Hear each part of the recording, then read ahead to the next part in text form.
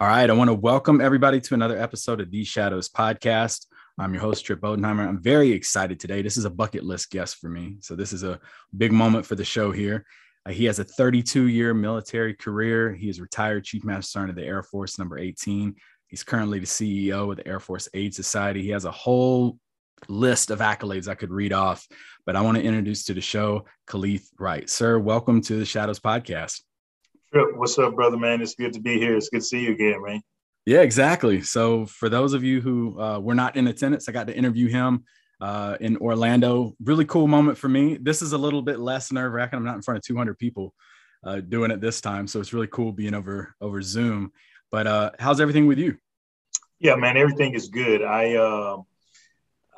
I'm enjoying retired life. I'm enjoying working for Air Force Aid Society. And, you know, I get to continue helping airmen and their families.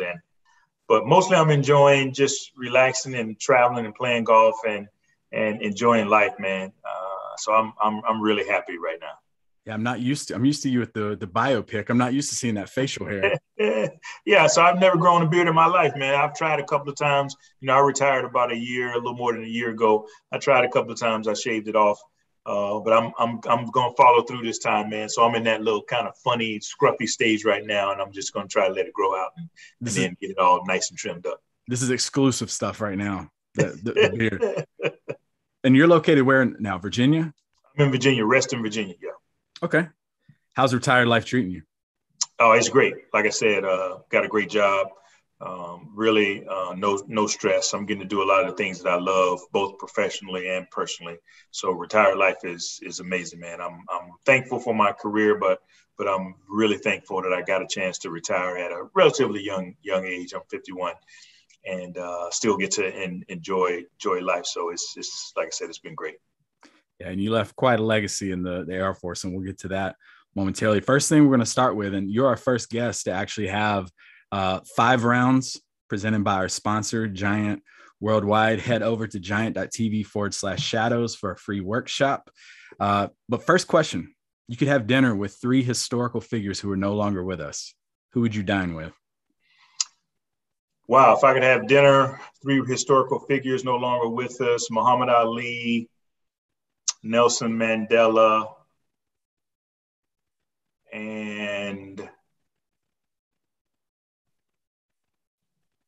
Frederick Douglass. Okay. That's quite the coup right there. Yeah. Okay. Actually, no, let me take that back. Muhammad Ali, Bruce Lee, and Nelson Mandela. Yeah. Okay. What made you change to Bruce Lee? Well, I'm you know, kind of the theme with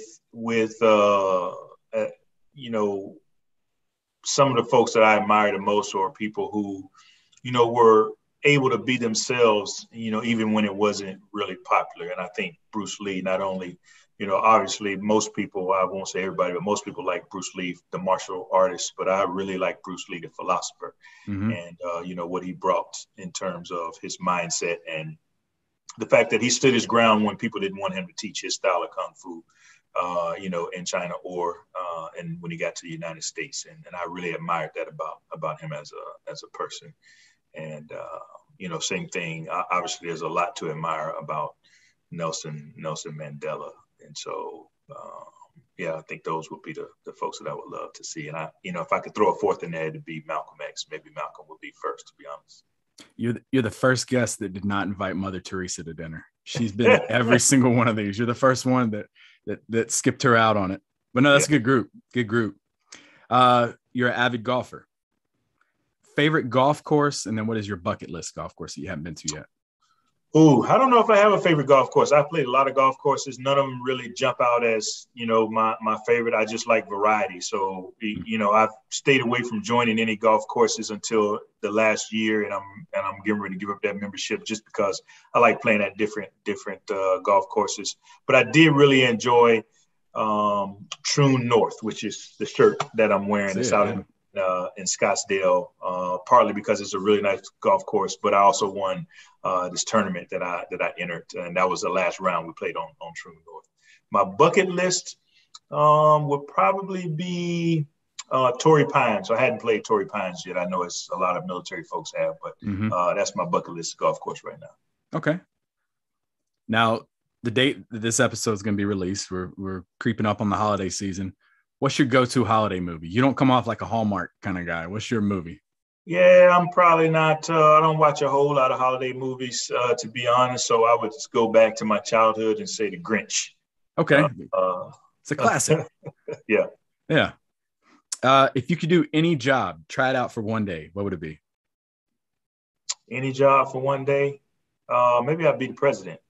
Be the president. Okay. Yeah. All right. Yeah. You definitely got the following for it. I can tell you that. And then final question for you. You know, in the news right now, everything with Russia sending actors up there, William Shatner, all this stuff going on with space. How would you feel if someone told you that you could go into space? Is that something you'd be down for, or would you pass on that? Not really, man. So I'm not that intrigued. Obviously being a Air Force veteran, I have a lot of respect for what we do in space from a warfighting perspective and all that good stuff. But, I've never thought to myself, I wish I could go to Mars or the moon or in space.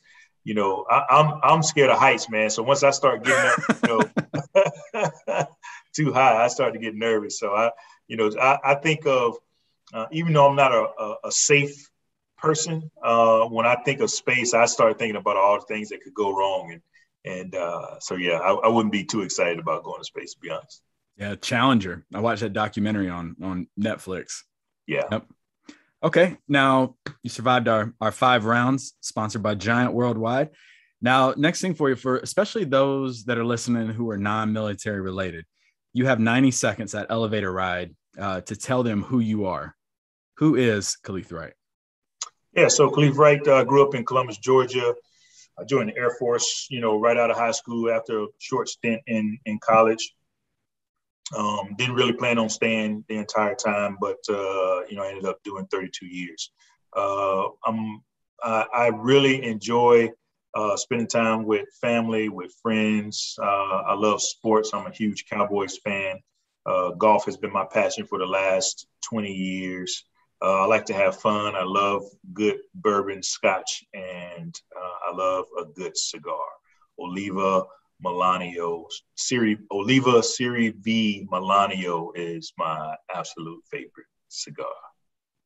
Cowboys fan. That was Cowboys. All right. They're at the time of recording, they're pretty hot, but I'll just show you who my team is right now. The last. Oh, yeah, they're doing good.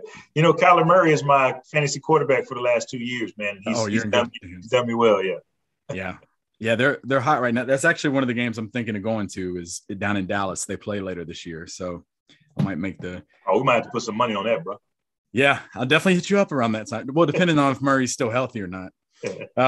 So now you mentioned Columbus, Georgia. So tell our listeners about like your childhood, your upbringing. Yeah, so I was one of I have 4 sisters and 1 brother that I grew up with, and we grew up pretty relatively poor. We didn't have a lot, but we did have a loving household. My mom who we lost right when I joined the Air Force. I was on my first deployment to Saudi Arabia. So I was 19, maybe 20 when my mother passed away. But, she did a good job, I think, of raising us and doing the best with what she had. And mostly she gave us all, and certainly I can speak for myself, not necessarily all my siblings, but she gave us all the right attitude and mentality. And so I had a up and down childhood. At times it was pleasurable. I remember smiling and laughing a lot, even though we didn't have much. And I remember times when, I wanted to crawl under a rock because I was embarrassed about, the clothes I had to wear, or when our electricity, got cut off, or something when our furniture got repossessed and stuff like that. But overall, I think I had a good childhood. I still have friends from my childhood. We have fun memories of growing up playing ball and fighting on the corners and stuff like that. But, like most people, my childhood played, some part in shaping who I am today and how I see the world. So no regrets. And, my condolences mentioned your mother passing away at 19. I lost my father when I was 11 years old. And I know for me personally, there's a lot of things that I do still to this day that were things that he taught me that I didn't see at that moment. What are some things that your mother taught you that you saw throughout your illustrious military career? Yeah, so to this day, man, I still think about, when I embark upon something, when I take on something, I think about would this make my mother proud, right? So she's always with me. The thing that I think I took from her the most was she was always very, very calm under pressure. She was, like I said, we had a rough kind of go of it. We never really had money or nice things, or we're always facing either eviction or something being suspended or cut off. And my mother, she wasn't like me. I'll admit, I'm more of a verbal, hey, don't worry about it. It's going to be okay. Let's just put it all together. I don't panic, but I like to verbalize to my team or my family or the people that, hey, here's how, we're going to get past this. My mother never did that. She just kind of had a calming presence. She had a calm look on her face, and she never cried. To this day, I can't understand, why she never cried. Maybe she just didn't do it in front of us, but she just always stayed calm. She always had a look on her face like, hey, things are going to be okay. Don't worry about it. And that really helped me throughout my military career during tough times when, things weren't going my way, personally, and certainly when things weren't in, where we wanted them to be from a professional standpoint, from a broader standpoint. So, I really took just that mentality of staying calm and even keel from my mom. When you were younger, what are some of the careers you thought about doing? When I was younger, man, I wanted to be, when I was real young, I wanted to be Batman, like most kids, right? I just wanted to be some superhero. But when I was younger, I liked to write. I still like to write. And so I thought I somehow I used to get my hands on a bunch of Sports Illustrated magazines. Oh, yeah. And so I was always reading about the latest in sports. And I had decided that I wanted to be a journalist. I was going to be a sports journalist. But once I got in high school and, I started being interested in girls and actually playing sports and all this type of stuff, it kind of just went out the window. When I went to college, right before I joined the Air Force, I think I was majoring in computer science or something that I really had no interest in. I just thought that was the thing to do. And then I joined the Air Force and, of course, became a dental technician. So. Yeah, I wanted to do the same thing. I remember like fifth grade, I was wanting to be like an ESPN anchor. And when we did our rebound episodes with Jimmy Valvano, Jeff Fryer, Shaman Williams, all them, that was like my chance to tap into my sports journalist side. So for about a month there, I lived it. So you joined the Air Force. Kind of a two-part question. What made you decide to join the military, and then why the Air Force? Yeah, happenstance, man. So I had no plans on joining the Air Force or any other branch of the service. I went to college, like I said, for a little while. I came home and I was just hanging out. I was working at a barbecue restaurant, Country's Barbecue in Columbus, Georgia. But I knew that I was going to get myself in trouble had I stayed home, because prior to going off to college, I was drinking, I was smoking, I was just being mischievous. I didn't really have a plan. And I was kind of, I won't say raised by these guys, but I was heavily influenced by a bunch of guys in my neighborhood who I don't know if they finished high school or not. I doubt if they did, but they used to supply me and my friends alcohol and marijuana and stuff when we were growing up. And they always had great advice. Hey, young blood, go to school. Hey, get your education and do some stuff. Don't be like us and whatnot. But I found myself back home, on those same corners, hanging out with those same dudes. And so I just realized that I needed to do something. And, I've told a story before. I was really just laying around trying to figure out what it was going to be. And my wallet fell on the floor. Air Force recruiter's card fell out of my wallet.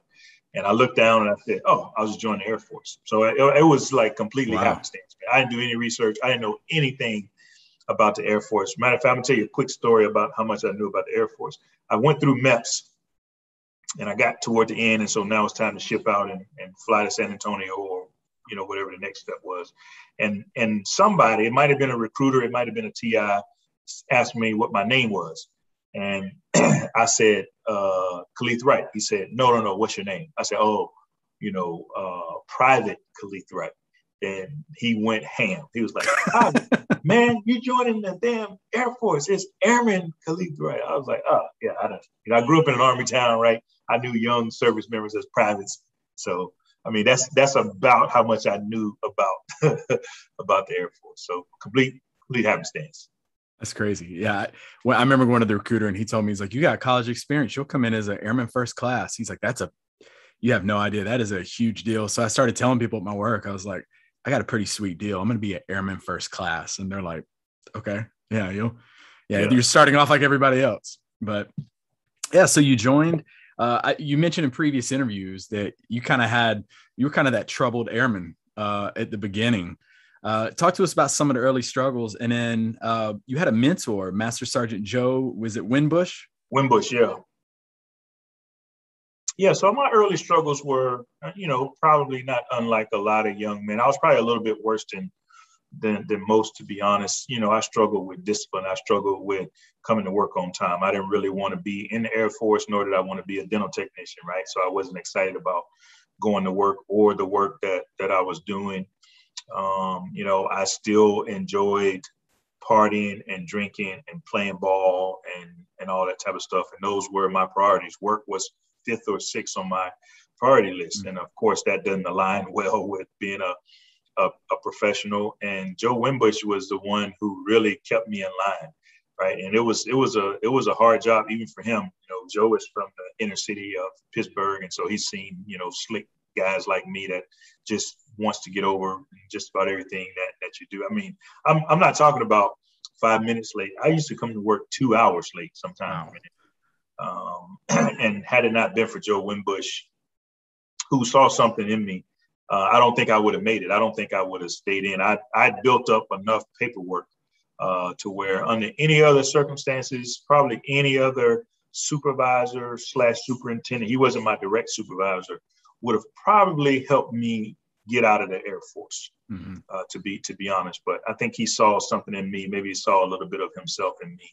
And he took me under his wing and he gave me a lot of tough love. He still gives me a lot of tough love to this day. But he saved my career, saved my life, to be honest, man.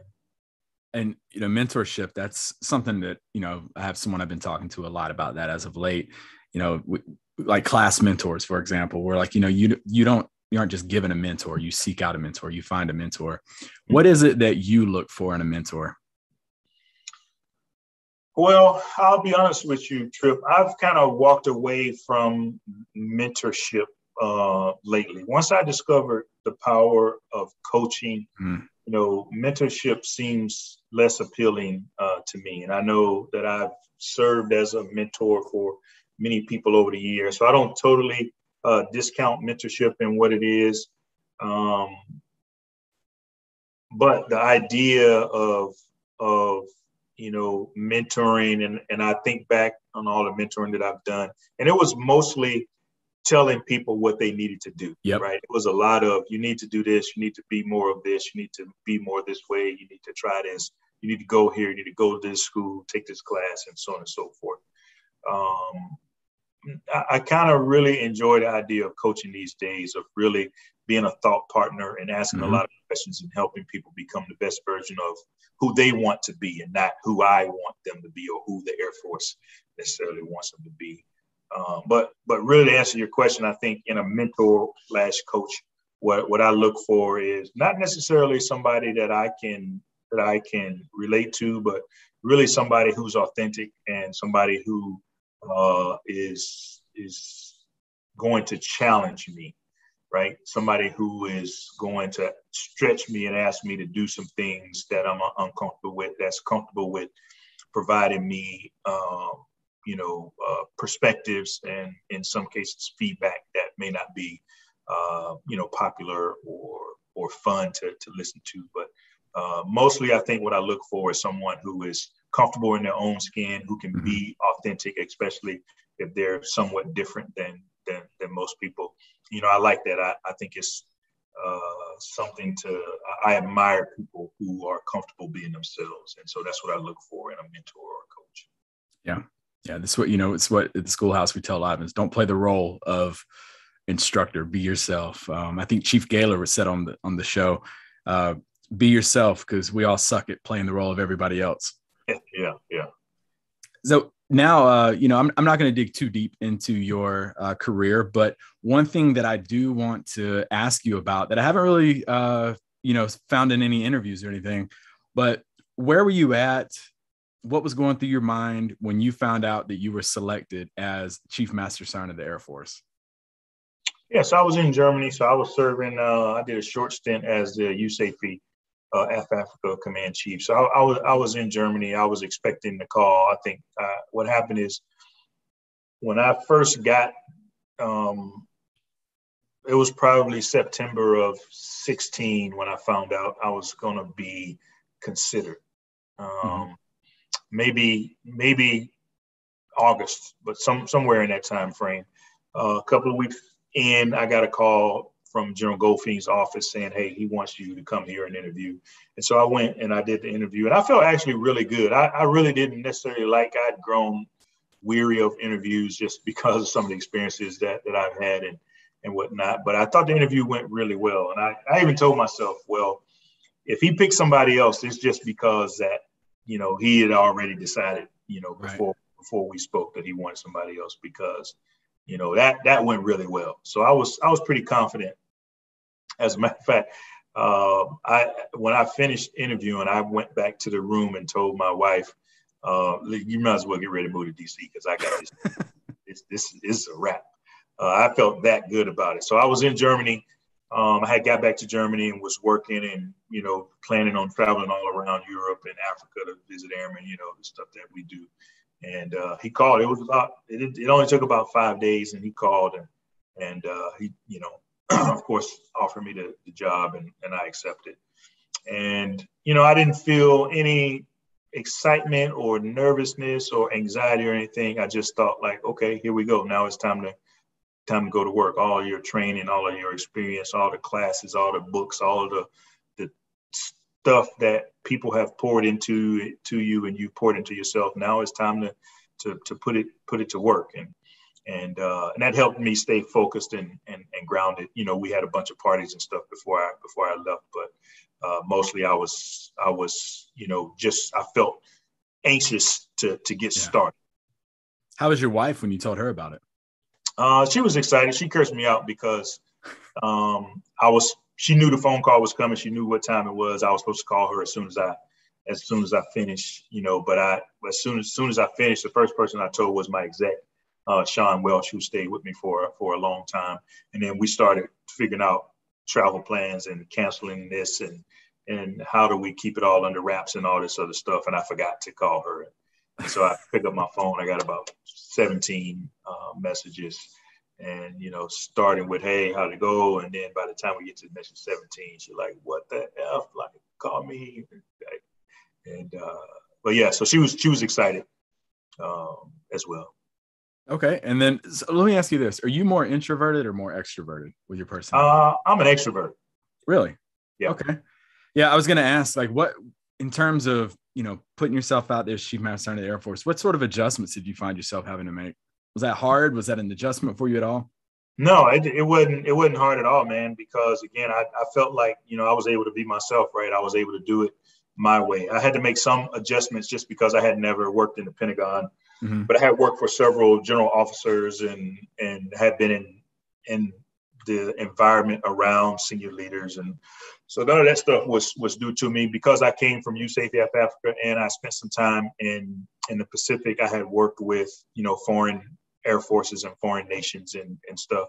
I had not spent a lot of time on the Hill working with Congress and whatnot, but it wasn't necessarily a huge adjustment because I just kind of decided, I think I know what the Chief Master Sergeant of the Air Force is and is supposed to be, but here's how I want to be the Chief Master Sergeant of the Air Force and what I want to bring to it, and I was able to do that, and I had a great boss who allowed me to do it. So I didn't have to make any adjustments, certainly not personally. I've always been a people person, And so although it was demanding, dealing with all of the people issues, the social media, all the all calls, the selfies and all that, it was demanding, but it wasn't outside of something that I was comfortable with, How is that with everywhere you go? People are like, can I get it? I've been guilty of it. I've run into you and been like, can I get a picture real quick? How is that? Was that a tough to get used to? Basically, no, you're Mickey Mouse. Yeah, no, it wasn't at all, man, because, the way I saw it is,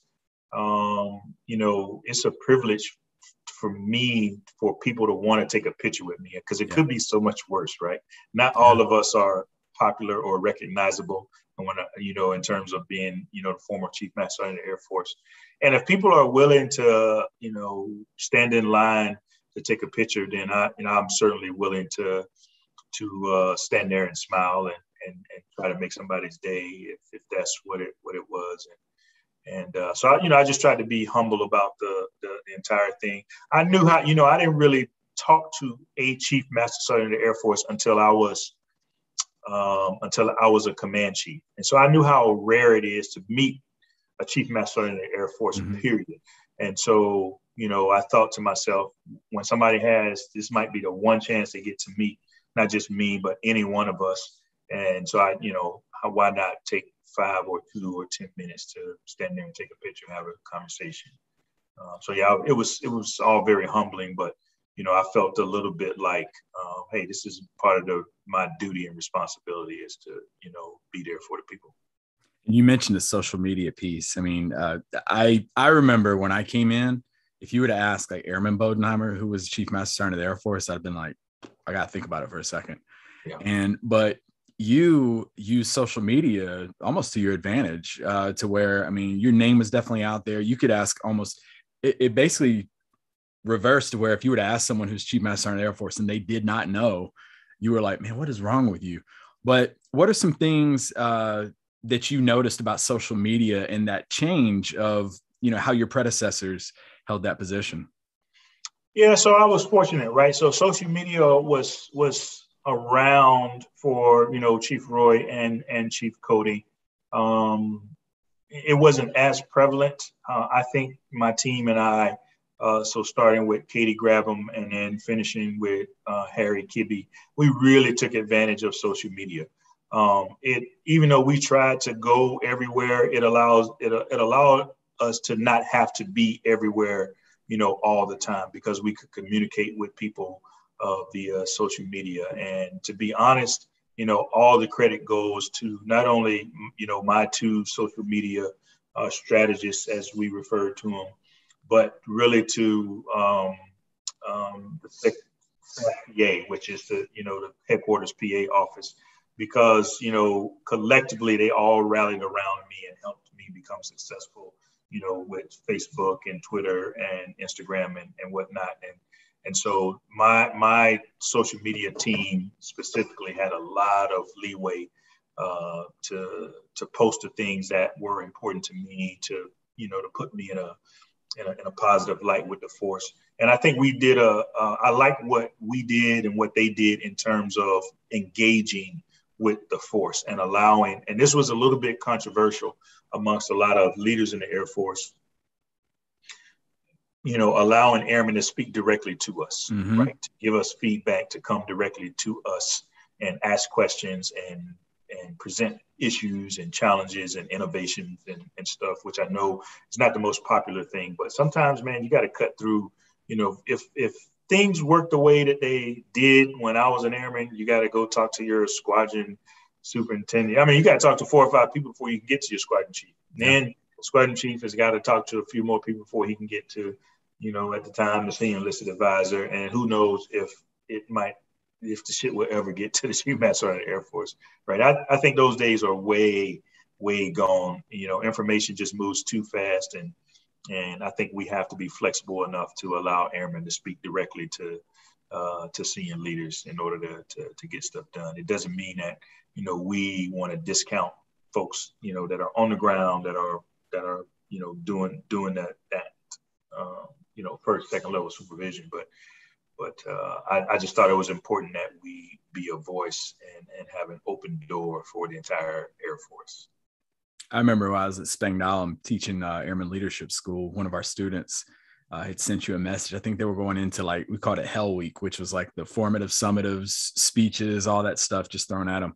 And I think he said he had messaged you and asked you for advice, and you sent him a poem that you go to. And yeah, he came in and he was just like ecstatic. He's like, oh my gosh, Chief Wright messaged me back. He sent me this poem. And that was actually one of the class gifts to the schoolhouse, is they got that poem engraved and we threw it in the Heritage Hall.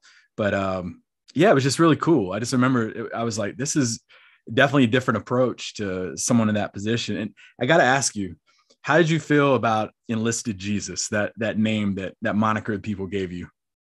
Yeah, so that was humbling, man. You know, I believe I understand what people meant, you know, that they saw me and my team and what we were doing in a positive light. And so it was very, very humbling. It was funny. The memes got better over time, you know. I was just careful not to promote it myself, right? So I didn't mind at all if people, you know, referred to me that way or created memes or, you know, patches and all this other stuff. You know, you just would never catch me wearing a patch or a t-shirt or saying, hey, I'm Enlisted Jesus. Yeah. And I was always careful about how, and, you know, I understood that to some people it was offensive from a religious standpoint. And so again, I just told my team, hey, allow people to do whatever they're going to do, praise us how they want to praise us. It won't go to our heads. You know, we're going to stay humble. But if you try to tell people to stop doing it, they'll just create more. It'll just be 10 times worse. So, you know, let's not even waste time doing that. And again, we were careful not to promote it ourselves. But yeah, we enjoyed it. Very creative with the memes. So also tell us about some of your interactions. How was it working with retired Chief of Staff of the Air Force, Joan Goldfein? Oh, man, that's my dude, bro. I mean, me and him, we became like brothers. So we're still good friends to this day, man. We talk, you know, every couple of weeks or so just to catch up. He lives in San Antonio. So I went down to San Antonio last year and spent the night with him. Something we used to do quite often when we served together. We would enjoy a cigar, some scotch, and sometimes it'd get too late for either him or me to drive home, and we just hang out at each other's crib. But we became very close. He was a great boss who became a great friend and is still a good friend and like a brother to me today. So it was just amazing, man. He had a way of connecting with people. He and I were alike in terms of, you know, how we like information. You know, we were both kind of broad thinkers, not really super into details. And so he trusted me to take care of the things that were, you know, on the scope for our enlisted airmen and families, and, you know, not a lot of overreach at all. I kept him informed. He brought me into conversations about the strategic things he was dealing with, about conversations with dealing with general officers and other things. And then, you know, we just, like I said, we had a really special bond that we still have today. So it was great. It was great having a supportive boss like that. And I know you said, which that kind of brings us to our next topic. The one time you said you were ready to kind of stand up to him if you had to was when it came to, you know, kind of a hot topic now, diversity and inclusion. And right before you retired, you took to Facebook, kind of let your guard down and made a post about what it's like to be a Black man in the Air Force and what you think can be done to, you know, somewhat remove racism from the branch. How was that conversation with him when you wanted to do that? And then what was some of the feedback you got from that post? Well, the conversation was easy because once I decided I was going to do it, I just sent him the post and with a note saying, hey, boss, I'm about to release this. I know it's not the most popular thing, but I just wanted to give you a heads up. And he said, oh, man, this is great. He asked if I minded if he shared it with some other folks. And I told him I didn't mind at all. And so it was easy. It was because we had such trust.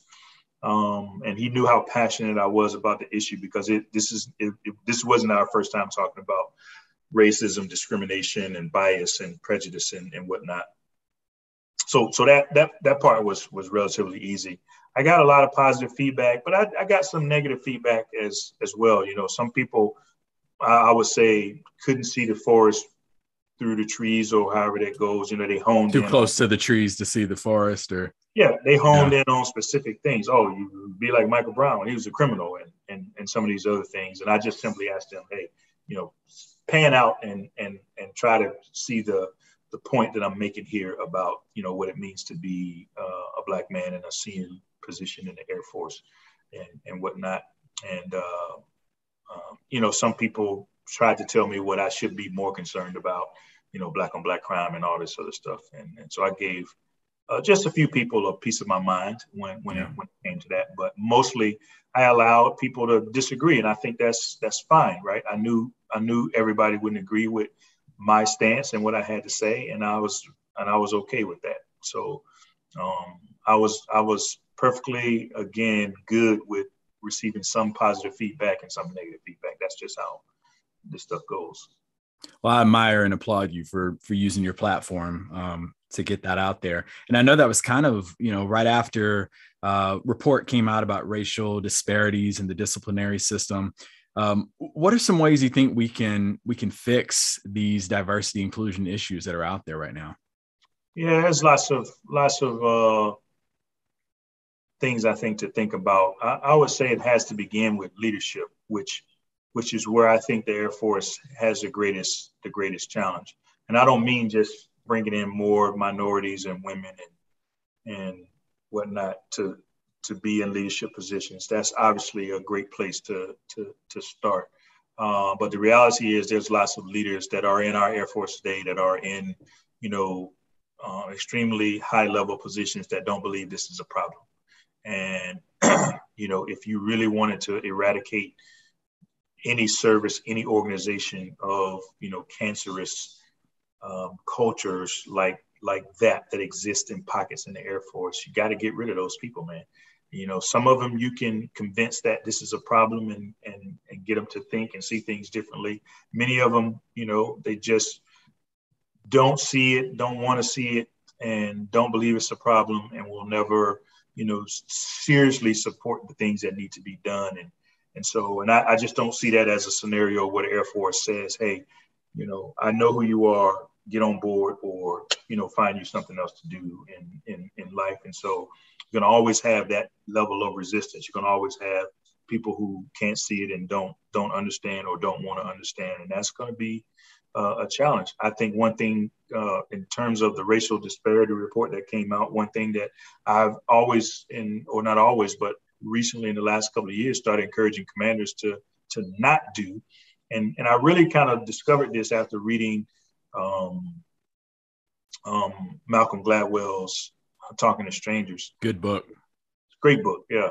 Is to stop judging people based on remorse. So I don't know, Trip, you seem like you've always been a good troop. You probably never had to stand in front of a commander in your blues after getting a DUI or in a fight or, drinking underage or whatever. But that, that happens pretty often. I've been on the one side of the room in my blues, but more often than not, I've been in the room as a chief or a command chief watching airmen, young airmen walk in, black, white, and indifferent, walk in, report to the commander, and the commander asks a few questions, and the whole time the commander is looking for how remorseful is this person? Are they crying? Are they sorry for what they did? And then that determines what type of punishment they get, right? That's the difference between an LOC and an LOR. LOR and Article 15, separation and so on and so forth. And I just think that's, a bad way of doing things. One, that's only 10 or 15 minutes, right? And people can put on whatever kind of face you want them to put on in 15 minutes. Just because they act before remorseful doesn't mean that they are remorseful. But more importantly, what you're probably seeing with most young African-American males. Now, most of us have had, from the time we were, 10, 11, 12 years old, we've had negative experiences with law enforcement, with principals, with teachers, with white male authority figures. Some of it justified, some of it not. But the reality is, it's probably not the same with our white male counterparts. And so at 19, 20, 22, 23, we find ourselves once again standing in front of, in most cases, a white male authority figure being accused or, having done something. And what you typically see is anger and frustration from those young male airmen, not remorse, not tears, just either anger and frustration or apathy. Here we go again. Yeah. And again, if I'm a commander and I'm basing my punishment on how sorry you act or feel during that 10-minute conversation, there's a pretty good chance that, you're going to end up with an Article 15 or an LOR or, some discharge papers. And so I just encourage commanders, hey, man, base your punishment on what the person did, the track record that they had prior to committing this offense, and what you and the supervisor believes is their ability to be rehabilitated, and not that 10, 15 minutes that they stand in front of you being frustrated. It's crazy you say that, because I'm thinking back now to even times where somebody's had disciplinary actions come down, and I've heard so many times, and I think I've probably even been guilty of it too. I'm like, look at them. They're so remote. They feel so bad about what they've done. I even do it with my kids sometimes. I'm like, she feels so bad about what she just did. Yeah, man. Right. After a while, you figure out how to play that game, right? You just learn to draw up tears and say you're sorry, and you walk bottom out, lip. Sucker, got him again. Like, let me get on back to what I was doing over here. I've mastered the bottom lip quiver. Yep, definitely. So it's interesting, talking about diversity and inclusion. We had a student last class, and I like to throw this out there. He had the whole class sitting there in front of him, and he said, I'm going to paint a scenario for y'all, and I want y'all to tell me what y'all think. And he's like, this is a problem with the Air Force right now. And he's like, you go on a vacation and you board the plane. The pilot's there to greet you. Now picture the pilot. Now you go sit down, you fly to your destination, you go out for dinner, and you see a couple sitting to the table to the right, and they're having the most romantic dinner of their life.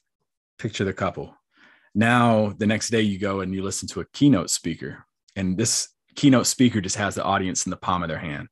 Picture that speaker. And then he stopped and he was like, how many of y'all pictured a black pilot? How many of y'all pictured a gay couple? And how many of y'all pictured a female keynote speaker? And everybody had, even myself, I was like, wow, I was 0 for 3. He's like, we got to change that mindset. And I was like, man, that's good right there. That's a good attention step. But I definitely think we're making strides in the right direction. That's pretty powerful. I think the only other thing that I would say, Trip, that, what needs to happen is we need to be comfortable having honest conversations about the fact that this stuff exists, and not try to pretend like it doesn't. Typically when conversations come up about this, they get a little difficult, and then people, move on to something else. This is hard stuff to talk about, but that doesn't mean that we shouldn't, hang in there and discuss it and be honest about, where we are in terms of diversity, equity, and inclusion. Mm-hmm. And, one of the things that I noticed, before I got out, is people just don't want to have the conversations, and they default to, well, I don't know how to have this conversation. Nobody ever trained me, or I've never seen this. So therefore, or if you do, it's divisive. Right. Therefore, it doesn't exist. And so, I think, this is different than it's no different than any other, addiction or anything, right? You have to admit that there's a problem before you can begin to take steps to make it better. And mostly, just from my perspective, we have an issue admitting that this is a real problem. Yeah. And, at the tail end of your military career, I mean, you talk about making some strides in the right direction. 2 historical moments, in the midst of nationwide racial issues. Explain the importance of having General Brown, elected as the chief of staff of the Air Force, first African-American leader of a military service chief, and then first female, first Asian-American descent, Chief Master Sergeant of the Air Force, Joanne Bass. So explain, especially like to non-military people, like the importance and the significance of those 2 events. So I think those are really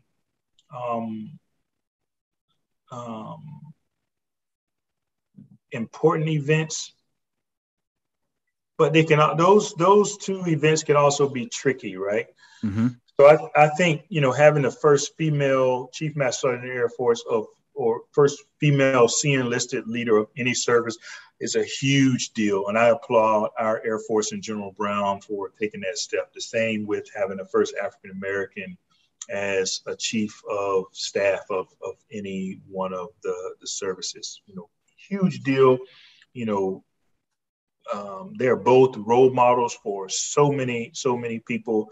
It is a huge step forward for our Air Force and for our militaries, but it's a dangerous step. And the reason that I say that, Trip, is because sometimes people might say, "Oh, how can there be a problem if we got a Black chief of staff and a female chief master sergeant of the Air Force?"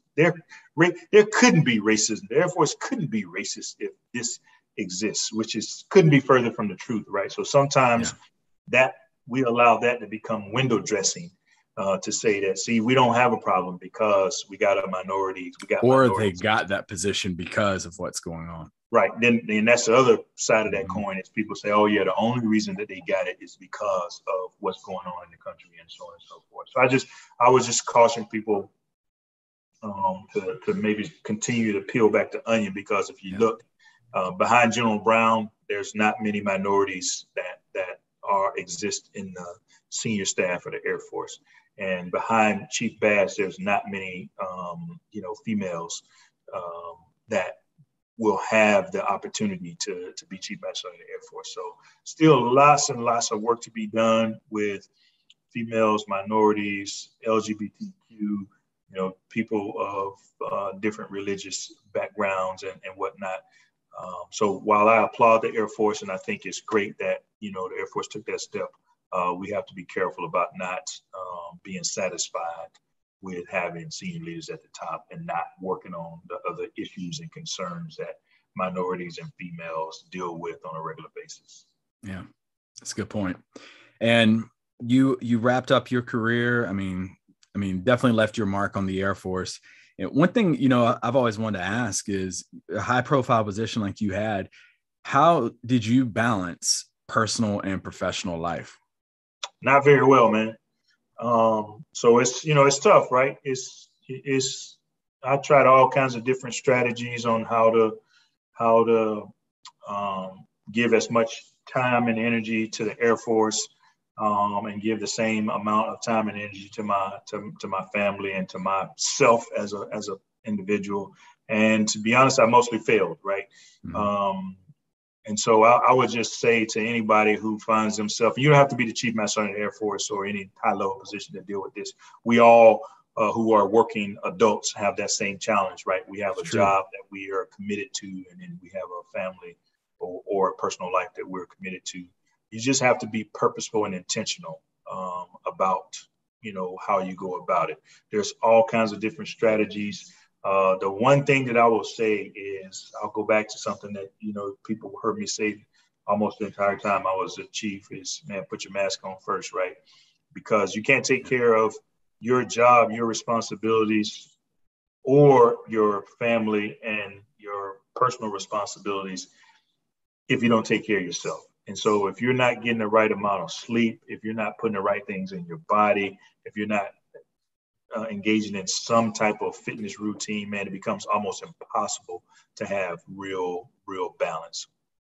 And so we spend a lot of time talking about time management. I don't waste time today even thinking about time management. The thing that I spend the most time on and the most effort on is energy management, right? Making sure that I have the right level of energy when I need it. And that, again, that all comes back to diet and fitness and sleep and all those things. So if I could do it over again, I'd really kind of hone in on how do I best take care of myself so that I can be a better husband, I could be a better father, I could be a better chief, I could be a better, friend, and all the different aspects of my life kind of began with me being a better version of me, so that I can be the best part of me for everybody else. Very random question. When you were Chief Master Sergeant Air Force, about how much sleep did you get on average each night?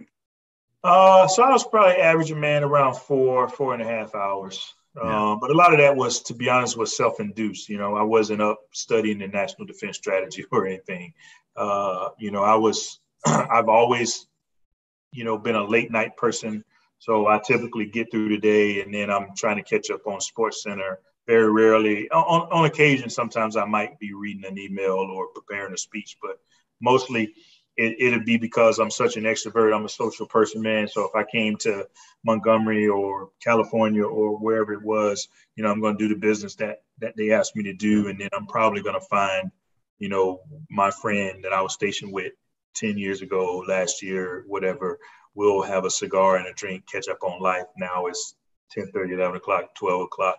And I'm crawling into bed and back up at 5. Because regardless of how late I stay up, I've always been an early riser. So yeah, I'm typically up, especially when I was in, around 5 or 5:30 to get a workout in and whatnot. So I did not do a good job, you know, when I was in of minding my sleep. I'm doing a little bit better now, not a whole lot.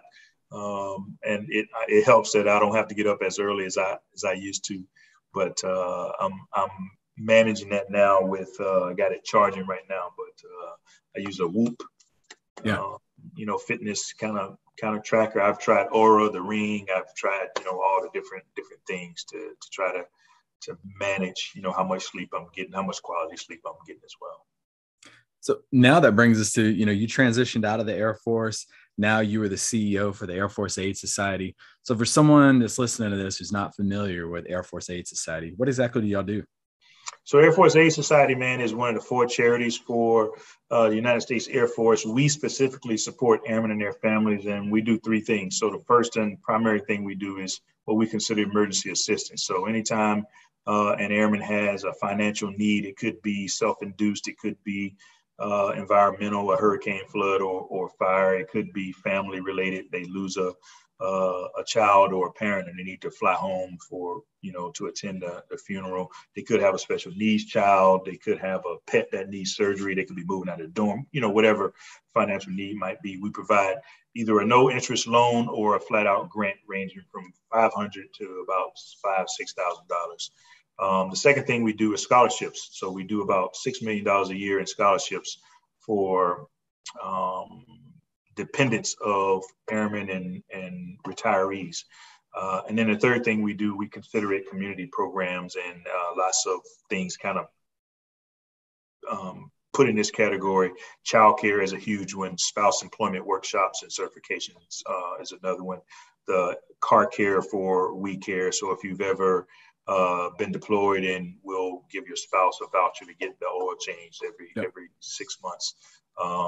You know, when you PCS to a new base, we provide the voucher for you to get, you know, a couple of days of free childcare, both on the front end and back end. So we basically take care of airmen and their families. You know, our purpose statement, our motto is, you know, we want to be there for airmen and guardians when they need us most. Yeah, that's awesome stuff. A couple of final questions to wrap this up. You've had tons of interviews, but what's one thing that you've never been asked that you wish would have? I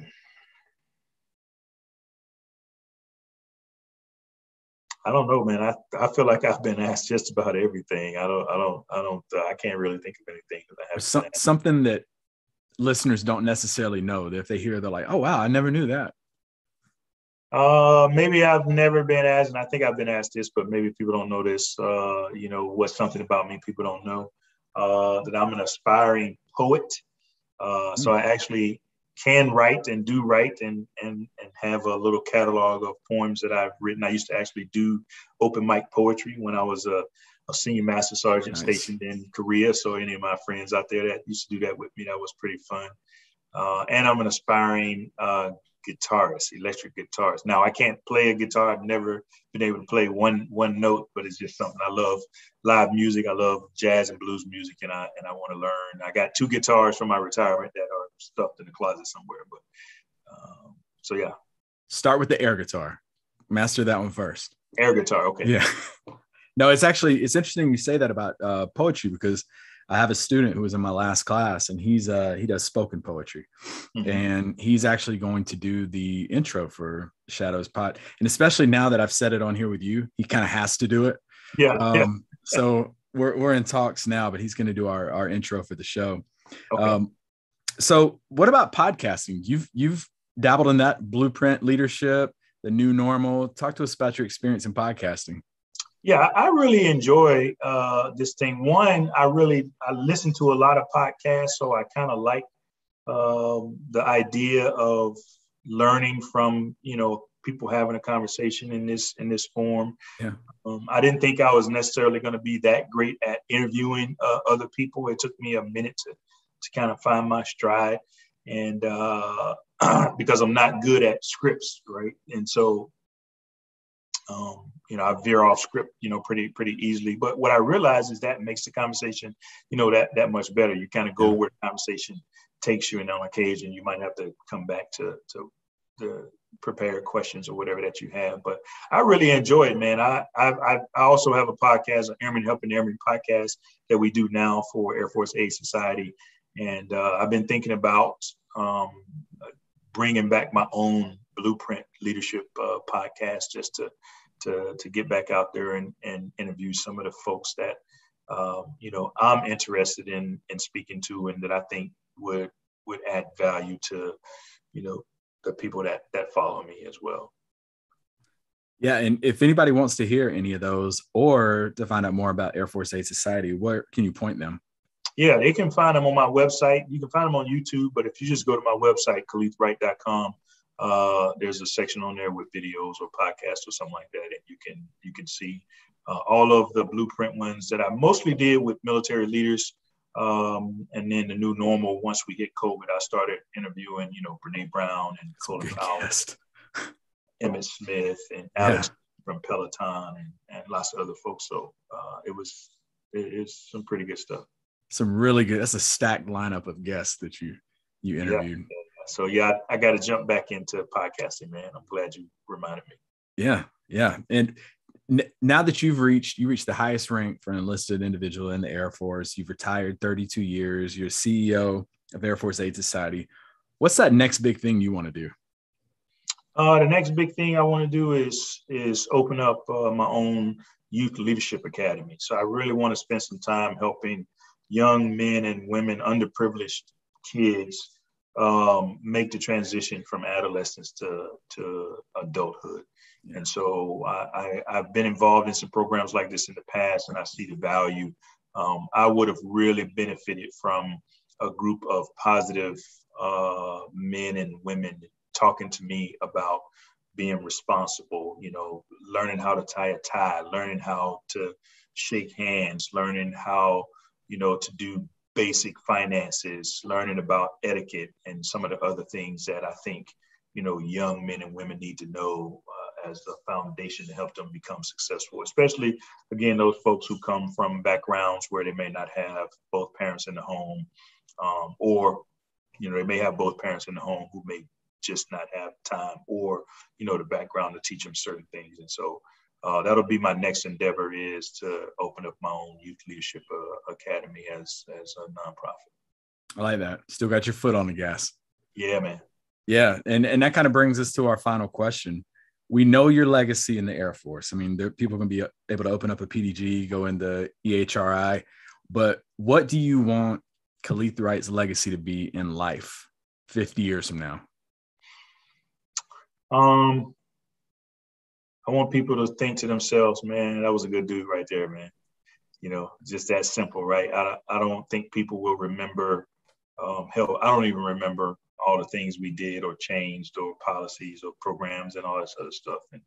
And I don't know that, and I hate to downplay them, because I do believe a lot of that stuff was important to people in terms of some of the things that we changed. But, I really want people to remember the conversations that we may have had in the hallway, or like you said, that somebody reached out to me via Facebook and I took the time to mail them back, that, I remember the name, and even if I didn't, I remember the face.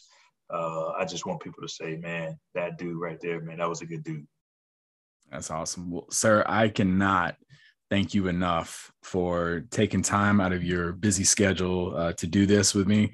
I'm sure our listeners have, just like myself. I've been taking tons of notes over here, tons of takeaways from this.